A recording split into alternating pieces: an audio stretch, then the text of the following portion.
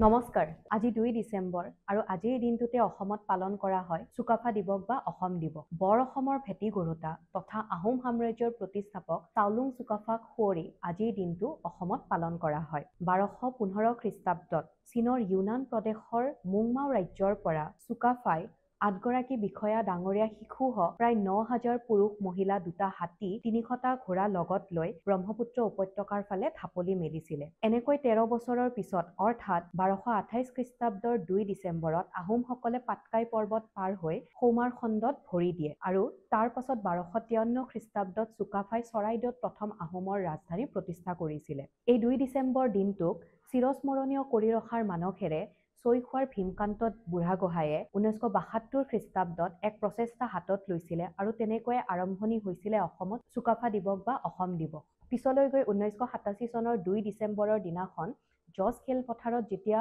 চুকাফা দিৱস আয়োজন কৰা হৈছিলে, সেই সময়ৰ অসমৰ মুখ্যমন্ত্ৰী প্ৰফুল্ল কুমাৰ মহন্তই তাত উপস্থিত থাকি পেলাই ২ ডিচেম্বৰ তাৰিখটো অসম দিৱস হিচাপে পালন কৰিব বুলি আনুষ্ঠানিকভাৱে চৰকাৰী মৰ্যাদা প্ৰদান কৰে।